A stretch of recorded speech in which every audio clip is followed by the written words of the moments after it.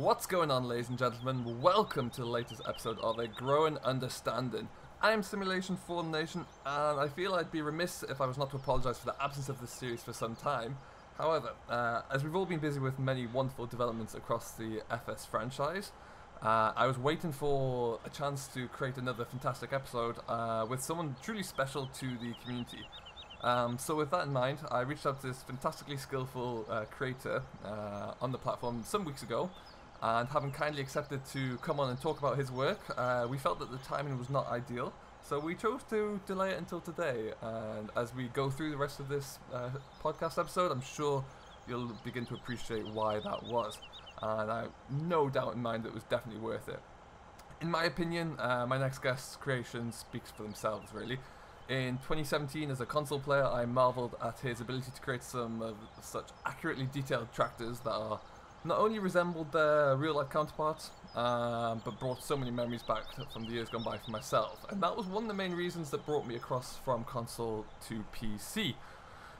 Following a successful competition entry last autumn, his latest creations have been the talk of the modern community until their release last week. Upon a flurry of downloads and many logged hours of gameplay are testament to the quality and appreciation they rightfully deserve.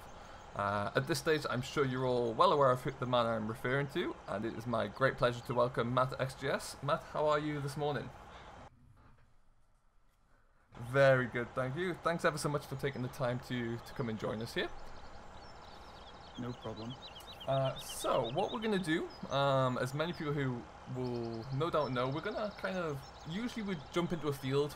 We have a field here, in fact, a nice field of wheat ready to go, but given the circumstances, we're going to have a quick wander around and look through all of your equipment that you've spent many hours creating. We'll go through those, kind of talk about some of the issues you may have faced and the inspiration for your design and the creation of these models, and then we'll see what we're looking like. We might get a start into some wheat here as well. But first, I'm going to turn off that New Holland because it's super loud. As much as I love it, I want it to be able to... There we go. We'll come back to that in a little while. So Matt, what I'd like to do first of all is kind of get an understanding for how you kind of discovered FS originally. So if you could give us a bit of a background into when you discovered it, what was the appeal and the fascination of it, and if you played it or if it was just focusing on like kind of a mod aspect. Okay, so I think the first time I ever saw FS, I was with my mum in town, in a games shop, and I saw Farming Simulator 2009 for like £5 or something. I think it was probably back in 2009, because I hadn't even started secondary school. Okay. So I just asked if she could buy it, and she said yeah. So I took it home, installed it on the family laptop, playing it about 5 FPS. I didn't know what mods were or maps were, so I literally just played on the default map and didn't really get anywhere. And then probably stopped playing it for a while, and then walking through the same game shop, we found 2011, so I bought that. Found a few mods, but I didn't really dabble too much into them. I just once again played on the default map, messing around really. I'm pretty sure, to be honest, I wrecked a few people's multiplayer games through laggy laptopness, going into the rivers and You stuff. were one of those people. Not intentionally. And then left that a game, and then FS13, I got that off Steam, and that's really when I actually begin to understand stuff a bit better about the game.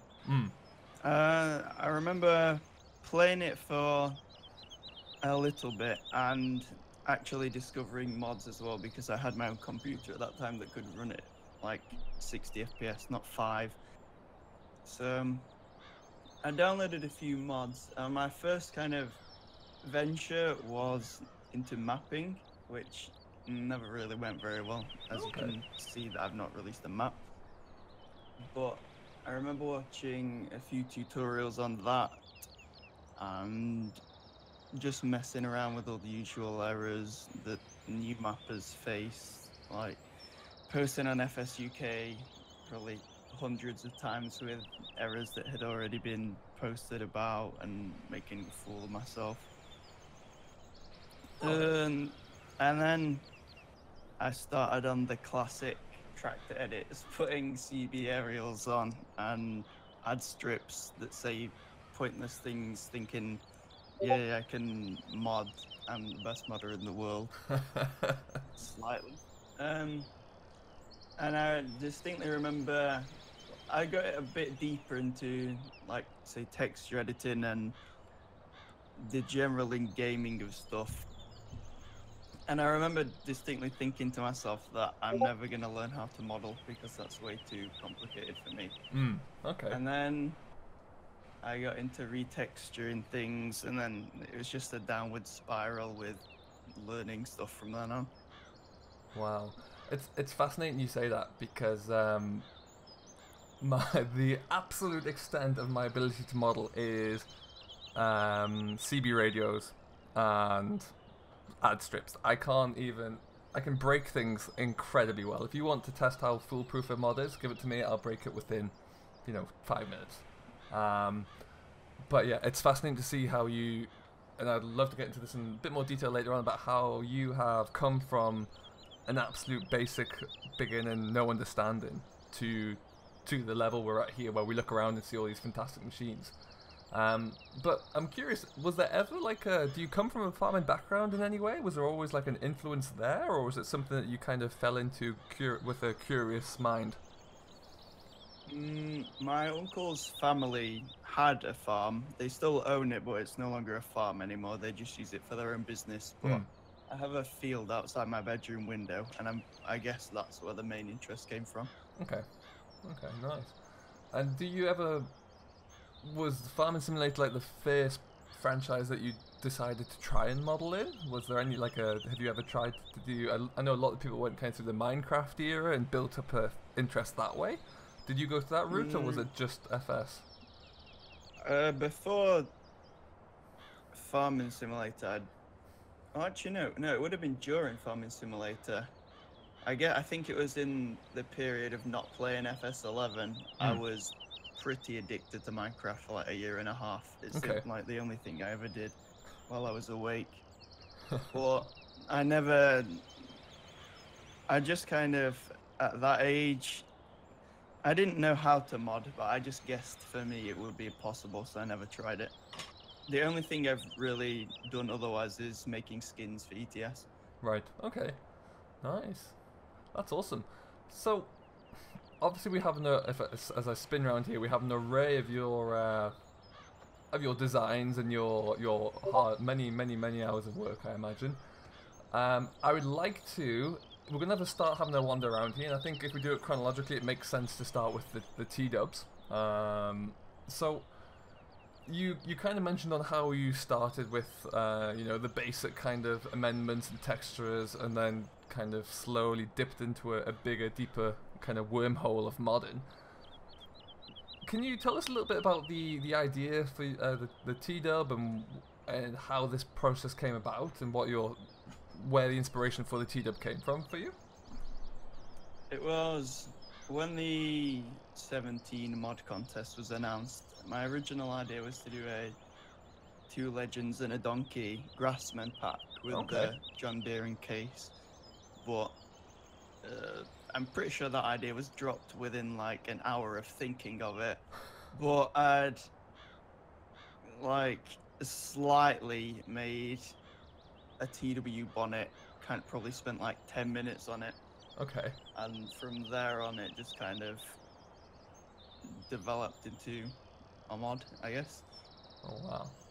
And so just like that, just from the kind of the concept of a quick bonnet, the whole, you were like, well, that's enough. Yeah, for me. I mean, it was a bit more than just the bonnet. Like I modeled stuff, then found better pictures, then had to remodel it. But yeah, that's the basic idea and how it started.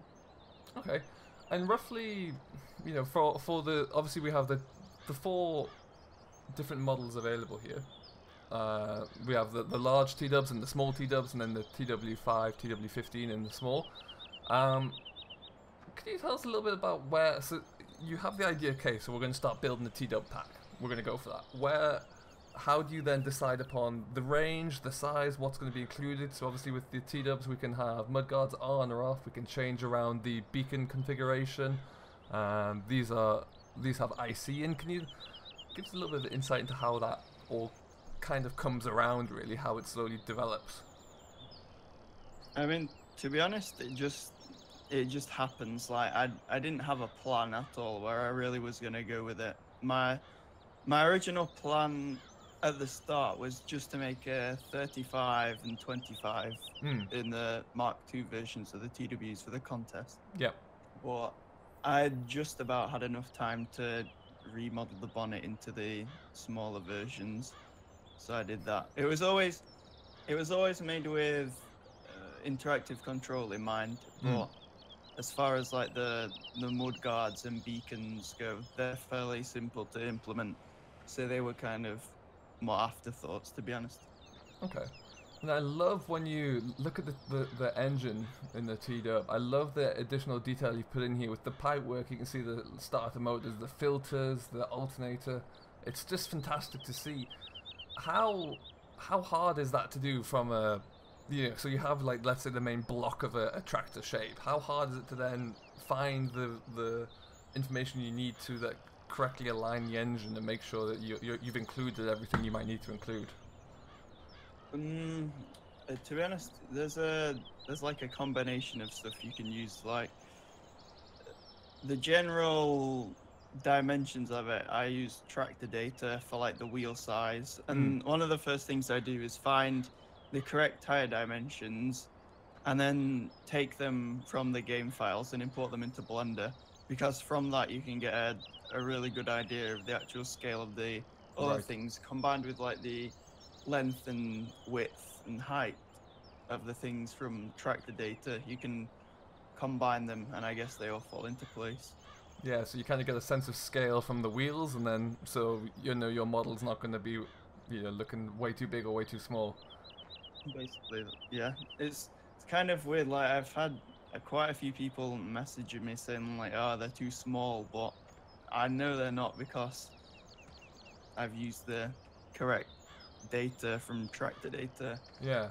Like modeling, basically in Blender, I just add a cube and then set the dimensions of it to like whatever 2.5 meters long or something, and then I can just get a really good indication of what the actual size is. That I can guarantee that they're not 1-to-1, but they're close enough. As close as you can probably get. That's fascinating, it really is.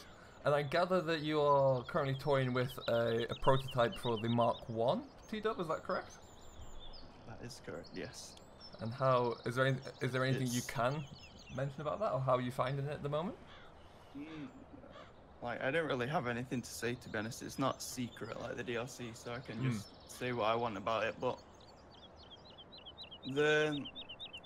it's definitely not as hard as making them from scratch, but the model has been changed a lot. I'd say most people, other than modders, wouldn't really care about it, but I like to have everything as perfect as it can be. So. Sure.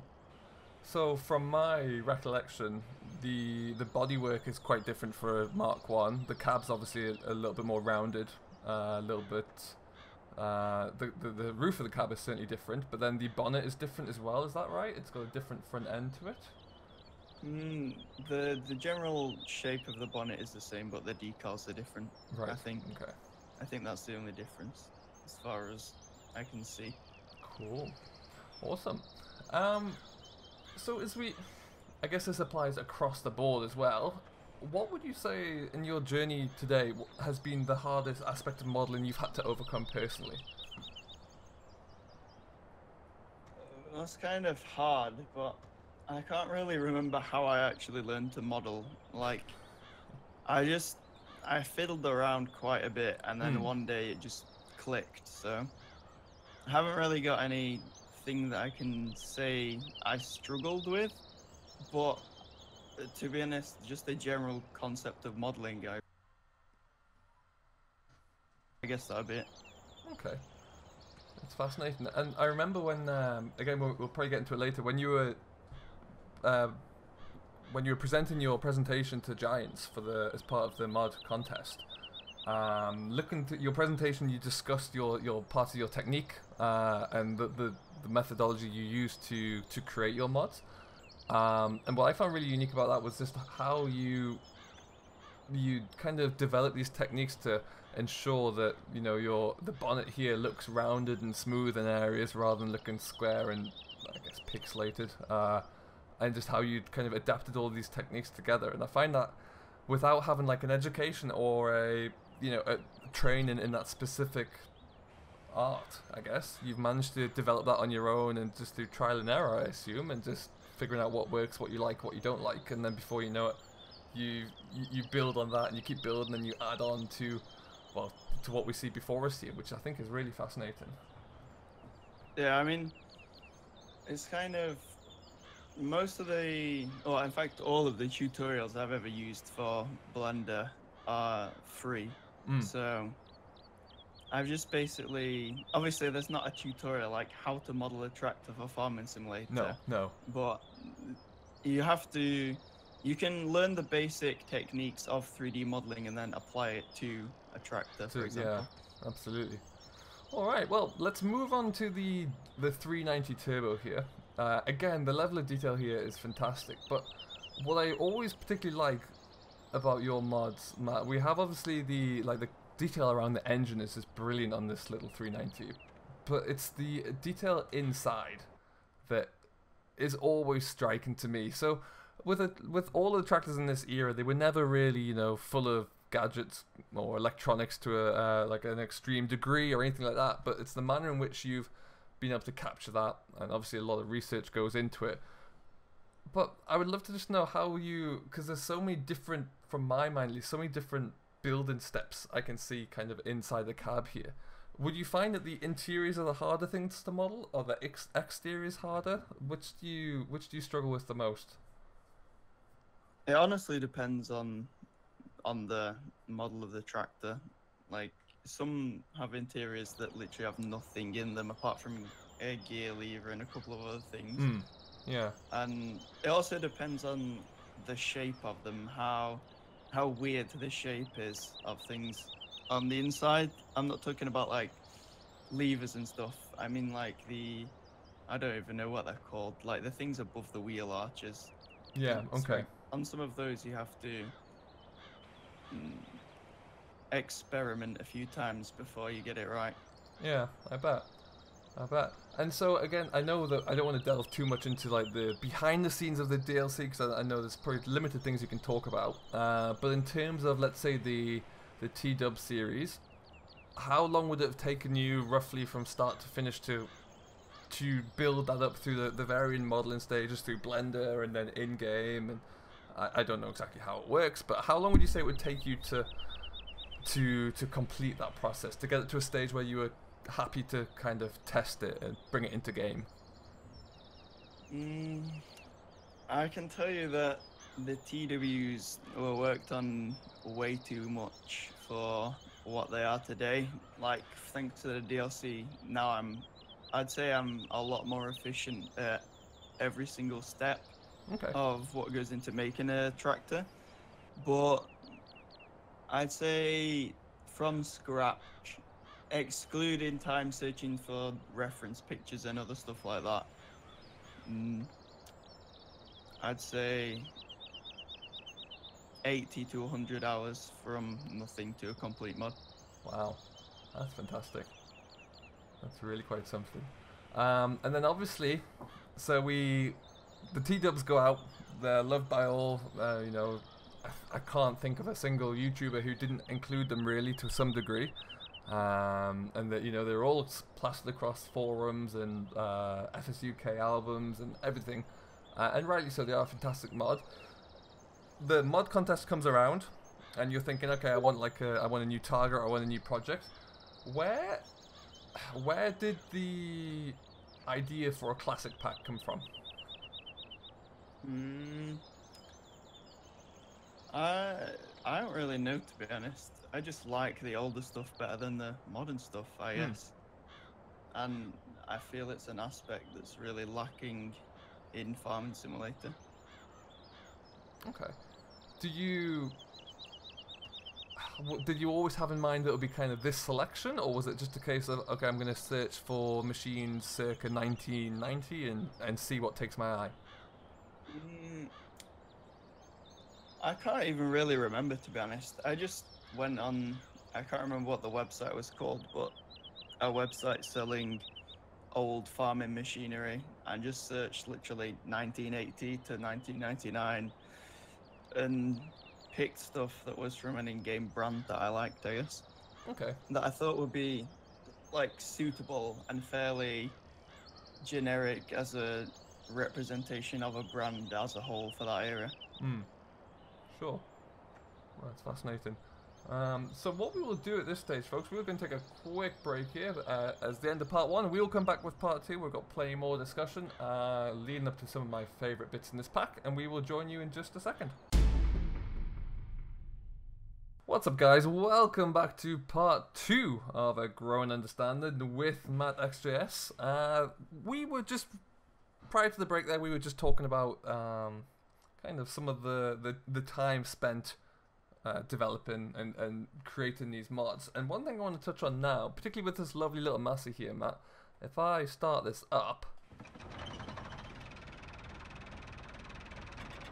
there we go. Where? I'm led to believe that you, for some of the mods here, you recorded sounds for the engines, Matt. Where did you, how do you even go about doing that, really? Did you have to find one in your local area that you could go and source, or how did you figure that out? For this, personally, it was actually on my uncle's farm that's not a farm anymore. So that's actually the only reason why it's in the DLC. I thought, hey, the brand's in game, and I literally have one that I can go and take pictures of. So I just thought, makes sense. At that point, it was when Peter J wasn't actually doing his Massey Ferguson pack. So, I mean, not that it's a competition, but I just thought that if that never came out, then I'd have one. So yeah, it made sense to make it. But absolutely. for this, I went up and took pictures on it. And for the sounds, I actually bought like a little mic so I could record the sounds for it. Okay. And basically, I don't know how giants do it, but I literally just got him to start the tractor up, rev it, and then shut it down again, and then made split the sounds up, looped them in Audacity, and exported them for use in game. Okay. And then, as I don't really know how to do that, would you just have to loop, say, let's say, a 30-second audio clip of the tractor running at idle, and then the game would know when to use that, or when you're driving forward, when to use rev engine sounds? Is that how it pretty much works? Basically, that's how it works. Nice. Well, it's things like that that really do add to the whole immersion of each individual mod. Giant sounds are all well and good, and they do a great job there, but it's odd to hear the same sound for like a brand new New Holland in game as it would be to hear it on the 390T Massey Ferguson. So it's nice to get that unique audio to it as well. And I think one of the best things about this is the startup sound, where it really sounds like it's struggling to kick in and it's about to and then it fires off. I think that's really great. Very, very interesting. I wish there was a way to make it more random, like have different sounds, and sometimes it doesn't start as well as others, but yeah, I don't know how that will be ever implemented into the game. Well, we never know. Let's see, FS19 is around the corner, so who knows, we might see something coming up there. So we can hope. We can indeed. Out of all of the tractors here, I'm going to say my favorite tractor is it's a tie between the fast track and the case, to be honest. I love that old style fast track, but I'm edging closer towards the case because I drove one of these for a brief period of time. So is there anything you can tell me about the case Maxim here, and what I love about this tractor is the number of variations you've gone into. Could you just brief us as to how that happened and why you decided to give all the iterations of this tractor? It's basically based off the fact that, as far as I'm aware, probably someone will correct me, but I think there's some differences for the Pro version on the interior, but the general exterior model is the same for all the versions. So it's literally just a case changing the texture files over to being black or whatever color you want it to be, and then assigning it to the model and then making it configurable in game. Yeah. It's not too much of a big job for the overall visual impact that it has. Yeah, nice. And now, when I was speaking with you prior to the release of the DLC, and you mentioned, I asked you, no, it must be when it came out, but I was asking you, based off of the presentation, what was your favorite tractor you'd finished, and you referred to it being the Maxim. What would be your favorite feature about this in comparison to the Massey and the JCB? I'm not really sure. I just like it, to be honest. I don't have a reason for it. It's just, I think it's a nice tractor. Awesome. I do think it's fantastic. And what I love about it is it's got a nice amount, particularly if you have a Pro version, you've got a good size, good horsepower size tractor. The configurations, I love that you have configurational, configurational ability to add on dual wheels, front and rear, wide tires, narrow tires, and the same for the fast track as well. I love having that additional feature there, which to me, it's always in my mind that you'd make those changes when you were using it for specific tasks, which I think is really good. The detail for the interior for this one, for me, is incredibly realistic. I really do like this. The configuration of the kind of side panel here is great. And then, yeah, it's nice to see with the tractors of that era having kind of like a lot of levers and things, but without being too complex and still not being too, not being too automated. It's all still a driver's tractor, really. You have to actually make it all work yourself. You don't just press a button and let it get on with things, if that makes sense. Yeah. But yeah, I do really like this tractor. I was always excited to see how this one turned out. And then the glorious fast track as well. This is just, I don't know. It's obviously we have JCB in the game, but I think you did really well to bring us an older JCB. The same with the telehandler that we must get up here actually. I knew I forgot one piece, but we will get that up here. But yeah, this fast track is stunning to me, really is. And is there anything that you found particularly challenging about this tractor, or anything you enjoyed making with it or modeling with? Any insight you can share with the JCB? No, I don't really have an insight on any particular tractor, but the rear axles are always hard to get correct because obviously if you take pictures of a tractor, the rear wheels are on, so you can't like get a side view of it. You only have a view from the back, so you kind of sometimes have to approximate at where stuff is and make it look as accurate to a photo as you can possibly get it. Nice. Yeah, that's incredible actually when you come and think about it. There's been very seldom shots of a JCB 150 fast track with the back wheel off on a jack. I'm really sure you're not going to get too many of those. In terms of if we look at the exterior of the three tractors here in the DLC, which one had the hardest kind of modeling aspect in terms of, if you look at the fast track here, we've got all of the air cylinders and all of the tanks on the side, the fuel tank there, big bulky front linkage and lots of big springs on the suspension. Was this the hardest, or the tractor that took the most modeling, or was it the case, or which one was the hardest or the most time consuming? Actually, I think it was the Massey, to be honest. Oh. It doesn't really make sense in my mind, but I'm pretty sure I spent the most time working on the Massey in terms of modeling. Okay. And was there a certain order in which you you modeled the pack? Did you start with the Massey and then build up, or did you start with the Combine, for example? When I found decent enough reference pictures for a certain vehicle, right? Okay. Then I made it. There was no order at all. And to start a new model, let's say you're starting I don't know, we were just talking about it in the break there, a John Deere. You're starting the John Deere 6930 tomorrow. How many reference pictures would you need to feel comfortable that you had enough information to start?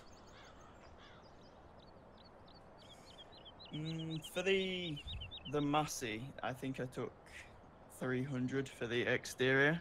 Oh wow. But it really depends. Like there is no set number that you really need. It's just when you have enough photos to accurately depict what's on the model in real life. And I guess that comes you with can see it from enough angles, basically. With kind of the experience of modeling, you'll know that, you know, if you look at, let's say, the front grille here, that you'll know that you might, based on how this looks, you might need one that looks a bit closer into a certain aspect of the grille, because that might be tricky to model. Or, you know, the engine components, you might need to get close-ups on each and individual one of those, because again, it could be tricky to model. You need to get that as precise as possible, I guess. Yeah, when you've been modeling a while, you kind of, it becomes automatic what's gonna need more reference from whatever angle you need it from, really. Like the engine is pretty hard to get pictures of apart from the side and kind of like just a bit of diagonal from this direction. So you just have to do your best and make sure that it looks as it does in real life. Yeah, okay, that's fascinating.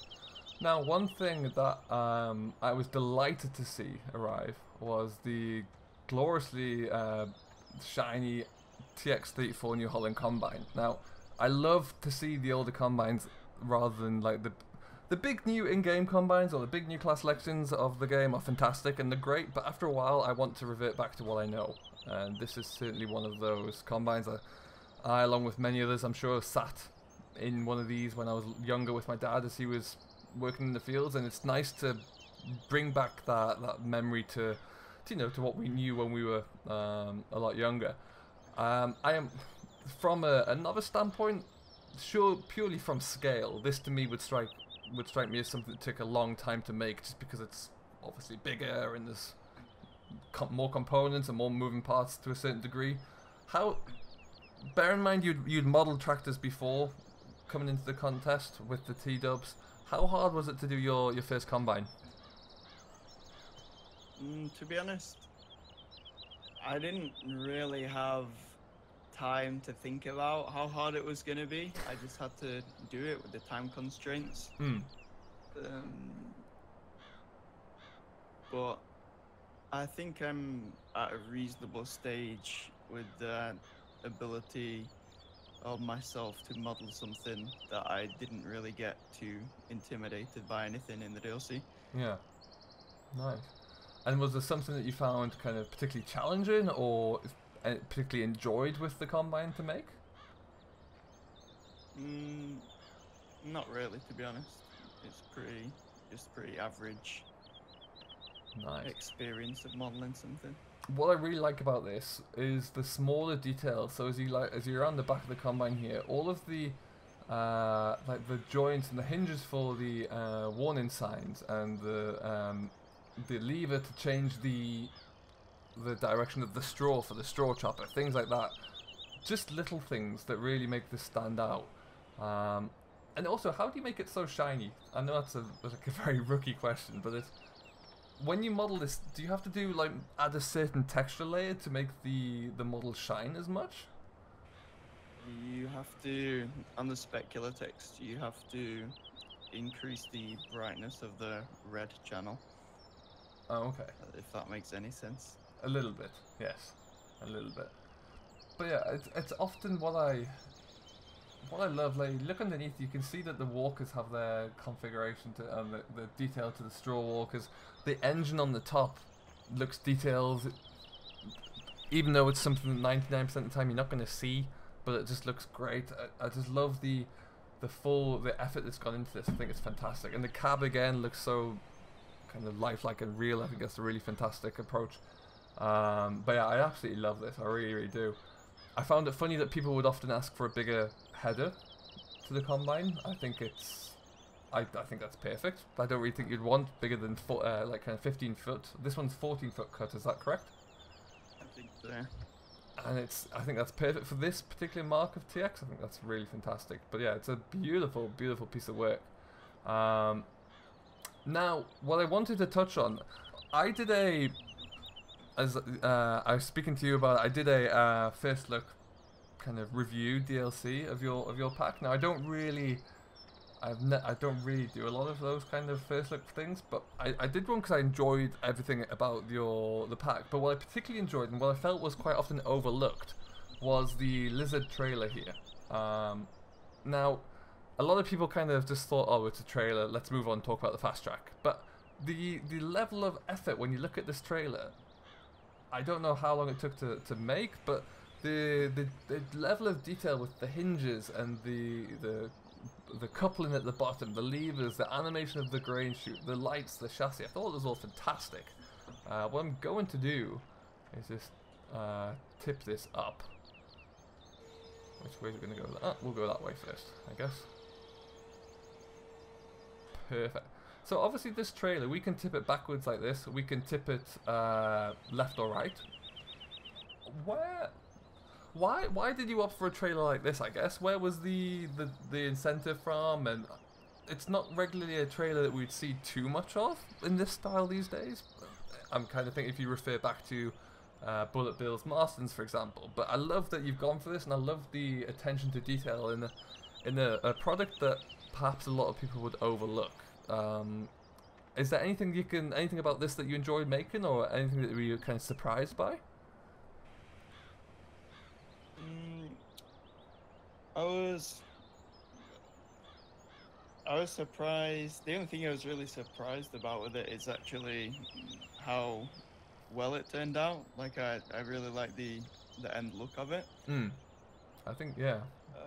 But in terms of the idea for it, it was just again on the agricultural sales page. I just found one like this and thought, oh, it looks cool. I want to make it.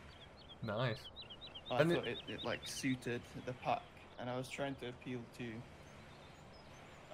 a wider range of audiences. Yeah, definitely. And I thought it was suitable for not so much the UK, but European. It's definitely got a European appeal to it. Yeah, 100%.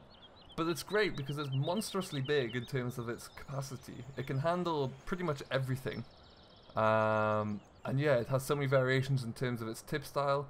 And what I'll do again is we'll just lower it down and change the manner in which it tips.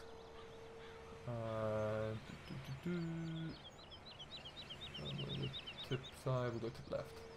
No, let's go tip right. There we go. In terms of making this, would something like this take longer to make than, say, aspects of a vehicle because of the various different animations you've got to include in here and the different, I guess, coding or scripting that this has to involve? Yeah, honestly, it really depends on not so much what it is, but what comes up that you're not expecting with something where you have to go back and change it. Okay. So I'd say it took a fair amount of time, but I don't think I would say quite as much time as a tractor. Okay, yeah. But I love I was talking to someone after the release of the DLC, and we were looking through all of the mod reviews, and it suddenly became apparent that very few people had paid any attention to this, and I think, you know, I thought that it was very unjust because it's such a well-designed piece of equipment there. The detail even on like the underside of the body is fantastic. It really looks great. So this is definitely one of my favorite pieces of equipment. And second favorite would have to be the Kverneland Plow, which I love having a smaller plow again. I think it's something that's very rare, but I do find it's fantastic that you've put all that detail in. So this has a little bit of extra animation when you turn it over. Obviously, it's like the vary width. Is that something that you were able to find kind of like YouTube videos of to kind of figure out the animation? Is that something that you included, or was it something that you had to kind of gauge yourself and see what looked good and what looked like it would work? It was kind of a combination of both, but mostly me gauging what was possible in the game. Okay. To make it functional as close to real life as it possibly could be. Okay. Okay.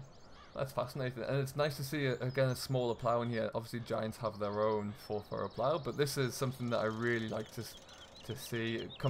Paired up with this lovely case, it's ideal. And I do love when you put it on this case how the case kind of sings at you when you're plowing. It sounds fantastic. It really, really does. And I find that there are a lot of plows out there in the game that have very poor looking furrows, but this one looks really great. I would love, one thing I'd really love from a modeling standpoint for future versions of the game is like to be able to have wear on paint wear, really. So if you imagine these would be, let's say, the same red as the body, but then after time, as you've used them, the paint starts to slowly scrub off. I have no idea if that would ever be something you could design, but it's, you know, it would kind of add to the realism for me, I suppose. Personally, I couldn't do because it would require a script, but it's certainly something that I'd like to see implemented into the game. And like the same thing with trailers, you know, as you start to use the trailer more and more, the interior of the trailer kind of gets scrubbed away a little bit, I guess. Yeah. But yeah, definitely. Cool. Well, what we're going to do, we're going to end this here, take the end of part 2, and then part 3, when we come back, there'll be magically a telehandler here, and then we might get on with a little bit of combine in here, see what we can get done. So join us for part 3 in just a little bit. Alright guys, welcome back to part 3 of A Growing Understanding with myself, Simulation for the Nation, and MattXJS, who is hiding behind me. There he is. So Matt, we have the final piece of the jigsaw, really, the 52567 JCB, or the final machine to the jigsaw. Is there anything you can tell us about this in terms of the modeling, or anything that fascinated you about this particular JCB during your research, or was it just that this was something that kind of sprung up as well on your basic research to begin with, and you thought, that's something that we don't have in game, that's something that would look pretty cool? With this, actually, it was, I think I'd seen it before I'd even done the DLC proposal and had it like written down on a notepad somewhere. Oh. So obviously it was the perfect opportunity to bring it to life, so yeah. I decided to put it in there. And also it's an old JCB telehandler, which is always good. Killing two birds with one stone, because they don't have a JCB telehandler in game, or an Yeah. old one, so... I thought that was always something that was missing out, and I don't know if Giants did it because they had like the Manitou telehandler in there and they didn't want to kind of cross those over, or what their reasoning was, but I always thought that like an older JCB telehandler like this would be great. And it's something we were discussing briefly off air there, that the classic older machines are still clearly very, very popular, so something like this would have been ideal to bring into the fore as well. But yeah, I think it's a fantastic, fantastic piece of kit. As I was mentioning to you as well, one of my favourite parts about it is that I can attach any trailer to the rear hitch and pull it around and do my jobs on my series. This one is on Meadow Grove, so I can Frank can do what he wants and what he pleases to with it, and it works out perfectly well. But for me, again, oh, I've gone super high. The attention to detail you have on here as well is something that strikes me. It's really, really well made. I absolutely love this machine. But yeah, I'm sure it's probably very similar to make in terms of time as, let's say, as a tractor might be, in terms of the research hours, the development hours. But was there a particular aspect to this that you found that you enjoyed making more than the rest of it, or was it just kind of all the same in terms of its creation? I think, to be honest, I don't know why, but I find the cab pretty satisfying, the shape of the cab. Yeah. Like, it just seems so different. And the like the kind of short wheelbase-ness of it and the cab, I just think it looks quite different to the modern telehandlers we have today. Yeah. Oh yeah, definitely. And I love the fact that this can, when you have four-wheel steer on, obviously we can have four-wheel steer, front-wheel steer, or crab steer. When you have four-wheel steer on, it turns on a dime, really, as they say. You know, you can really spin it around on a 5p piece, and it's great for that. Really, really nice. But yeah, it's a fascinating little machine to have there. It's nice to have arc back to the kind of the. I think there's one model of JCB prior to this that had rear wheel steer only, and that was like the first telehandler. And then this one came along. This was like kind of the foundation for the future, really, I guess. Which is really, really nice to have on here, actually.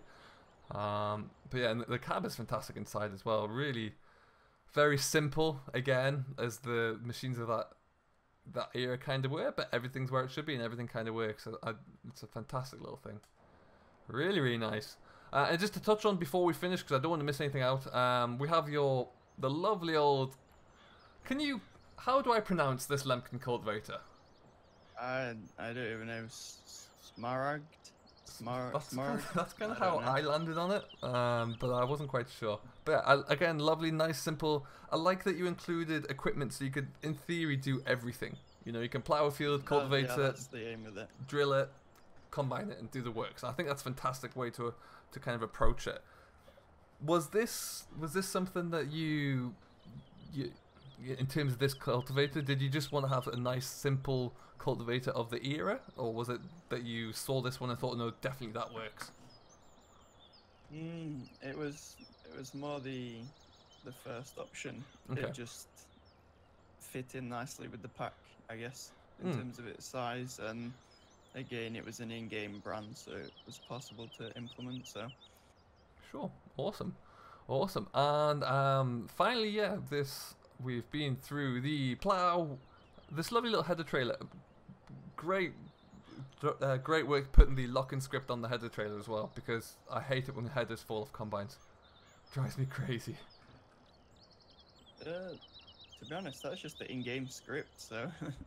Even better. I don't know. I've had a few people commenting to me that it seems to work better than it, so I don't know what I did, but it's a default thing.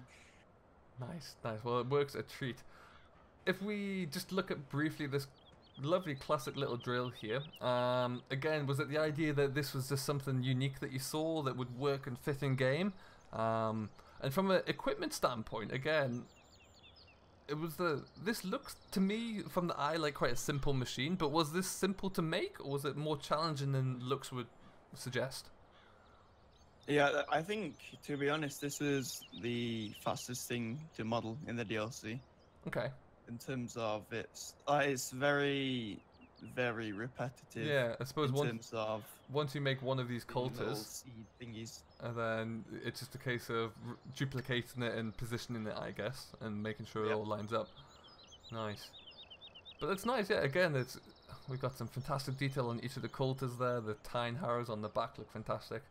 But yeah, it's great to bring it in, and like we mentioned, just something that completes the circle, really.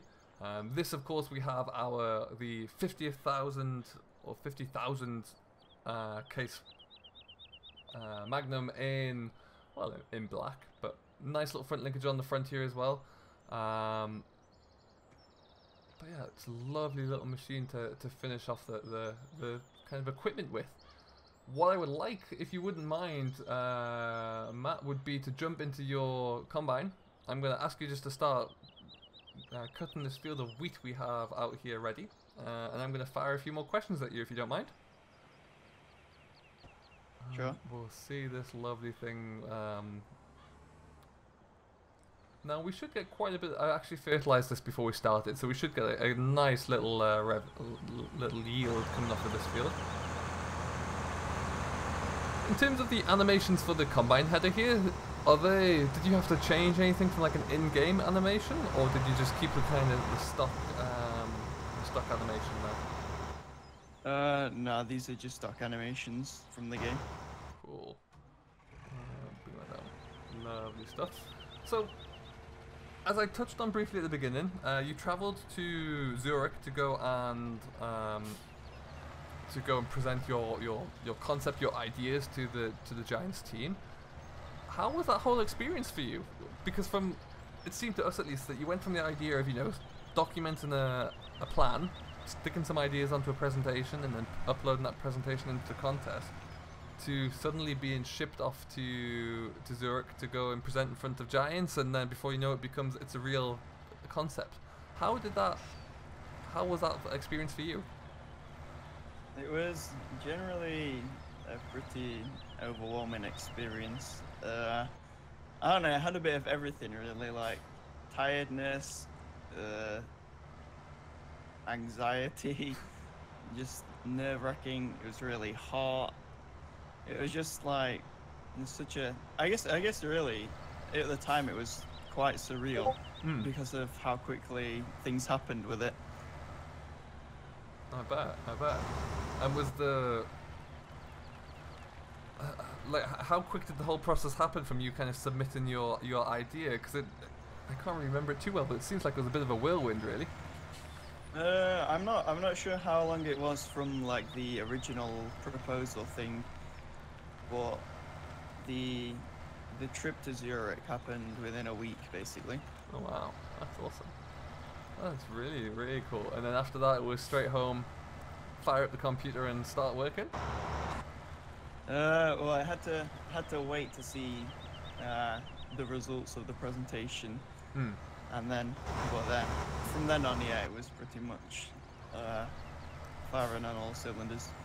And so, if I'm right in thinking, that was kind of late autumn last year, October, November time? Yep. And then from then on, it was kind of working all the way through to within the last kind of month or so to get everything built, tested, finalized, and then ready for release. So yep. We're kind of looking at 6 months of solid work to create this whole pack.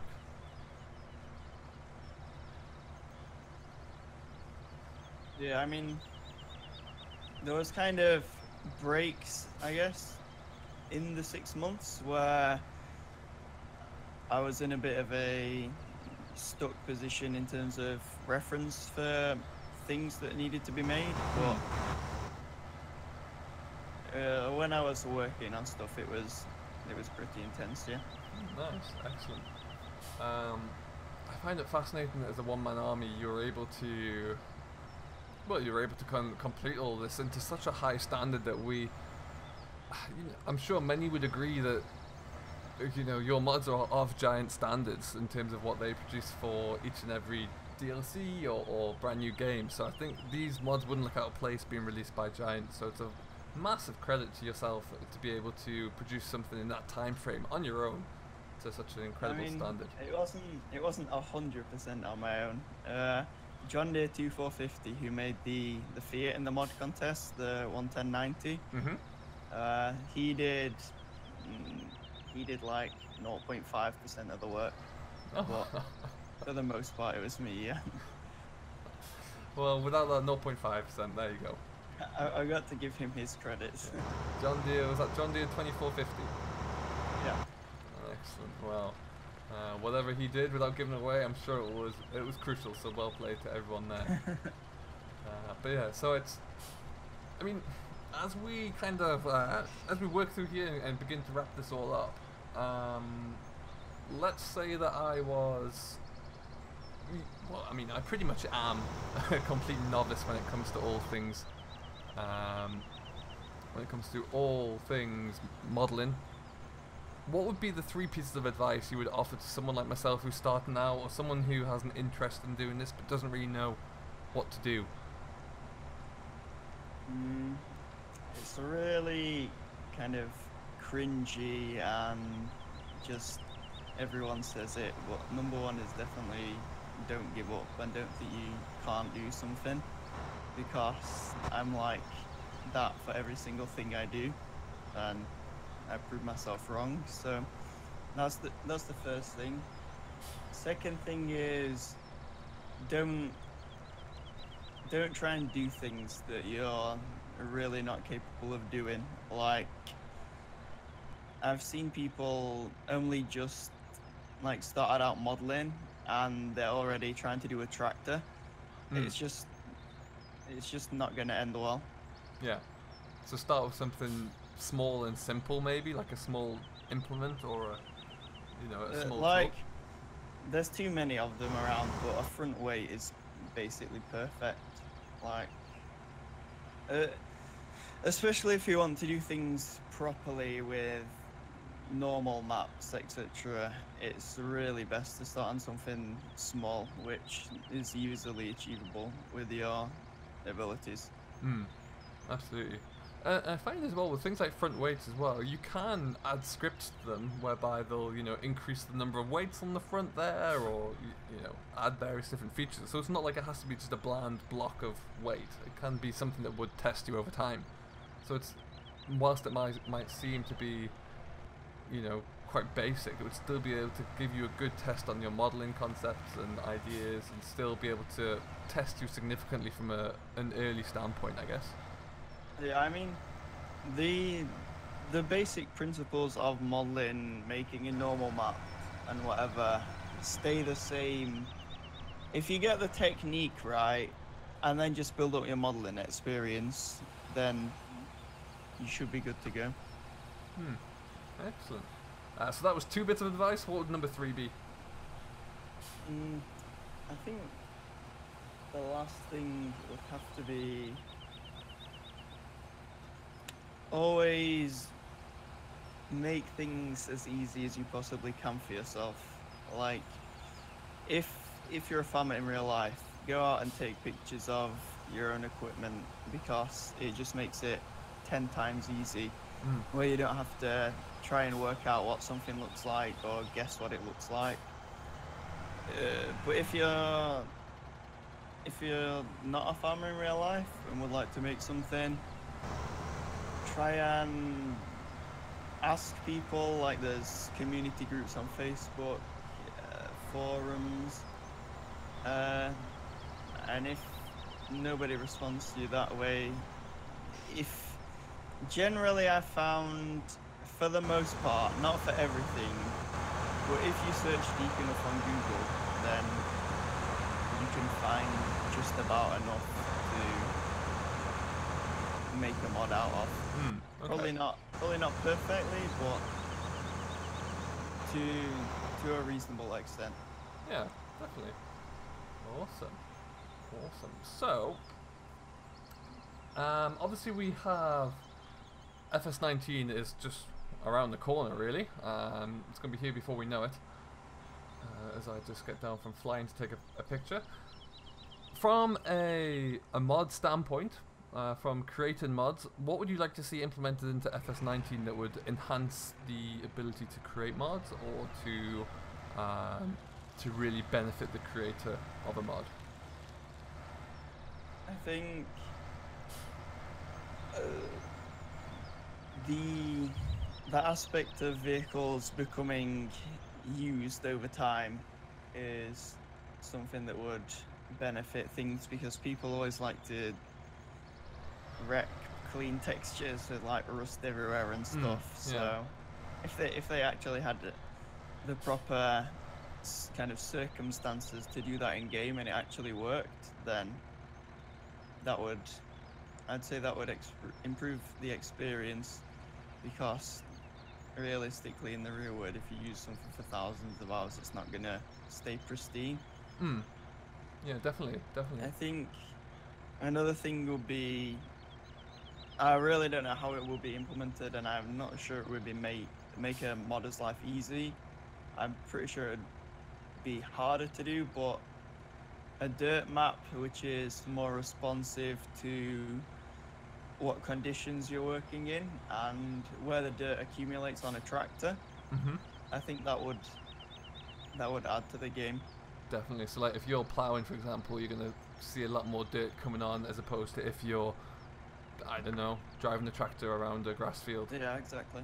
Yeah. Yeah, I think stop tractors getting dirty in grass. that would be a start. Awesome news. And the question that I'm curious about, and I'm sure many others may well be as well, are you looking to convert any of your current work and any perhaps future work over to FS19? Will you be bringing the TDubs across, for example? I think, trying to think of a way to put this, but the way the version 2 of the TW pack is going and the plans that I would like to execute within it, I'd say there's probably no chance that it will need to be converted to 19 because it will be made for 19. So. Oh, nice. I guess that's. Like, I don't see the point. While the QA team are busy with 19, I don't see the point releasing them for 17 again when in like a month's time 19's out. I think it's just a better option to make them for 19 and be one of the first mods out rather than faffing around converting them. Well, that makes sense. And it'll be something to look forward to as well. When with the launch of a new version, there's always that kind of couple of month period where there's people are converting mods or making mods with the new system and getting things ready. So if they're ready to go from the offset, that would be awesome to see. Really, really good. Excellent news. Well, I finally end up with a few quick-fire questions for you here, Matt. Now, I know you're not a huge player of the game. You're more focused on the creation. But at any point when you did play over the years, did you have a favourite map you used to play on? I have a favourite map for the wrong reasons and for the right reasons. For the wrong reasons, it would be Spring Kill, just because the nostalgia with that is like through the roof. Okay. But I think in terms of a map for being the best a map can be is probably Oakfield and Bullet Bill's upcoming Lone Oak Farm. Yeah. I'd say they're totally probably agree. about level pegging in terms of like custom models and the detail that's gone into recreating a real life environment. Yeah, I wholeheartedly agree with that one there. Definitely. Can't wait for everyone to see Lone Oak when it arrives. It's going to be really fascinating. It's a very, very interesting map. Secondly, your favourite mod of all time. Now that can either be a mod itself or a script that you can include, and it could be yours or it could be another modder's creation. I think my favourite mod of all time was, if you remember, I don't know whether you played FS, but in the FS13 mod contest there was a Fent 936. Yes. I'd say for the timeline of the game, that in terms of sounds, textures, modeling was pretty exceptional. Pretty ahead of its game, when really. it was made. Yeah. Basically, yeah. I think you could convert that and it wouldn't even look out of place in 17. Yeah. So yeah. I'd have to say that. Oh, wow, fantastic news. And finally, your favourite personalities across the Farming Simulator community, really. So that can be mod creators, map creators, scripters, YouTube producers, anyone and anyone across like the. Let's put it this way: if I was a brand new to Farming Simulator, who would you tell me to go and look at on either FS UK or Giants to learn more about the game from? I honestly don't know.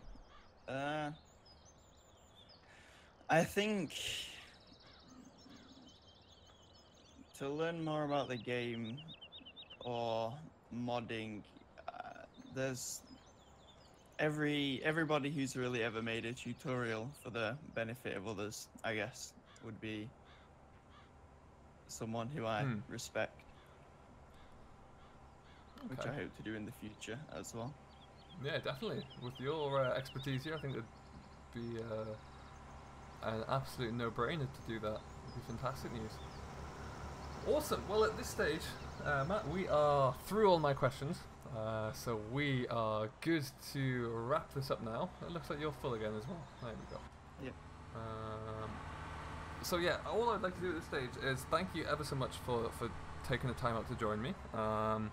I know you have been worked very hard and pushed yourself a lot recently to get this fantastic DLC finished, and again I think I'd be remiss if I did not thank you on behalf of everyone who has downloaded it and who is currently enjoying it to the full extent, because it is truly a fantastic fantastic piece of effort and hard work, and the end results are just mind-blowingly good. So thank you for all of that, and I hope you do get some time to rest and reap the rewards of having a bit of time off. But yeah, it has been truly wonderful.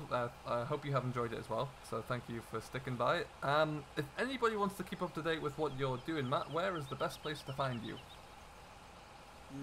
Probably my Facebook page. And that is MattXJS Modding and Design. Perfect. I will drop a link to that in the description below. So if you do want to keep up to date with what Matt's getting up to, then that will be the best place. And yeah, keep an eye out for that. We will be getting this up and ready to go live soon, so you should see it hopefully, and we'll put plenty of links around to everything we've kind of discussed through the video here. So keep an eye out for those as well. But for until next time, thank you ever so much for watching. If you have enjoyed the episode today, don't forget to hit that like button and subscribe if you're new to the family. Go and follow Matt's page as well. Drop him a follow there and keep up to date.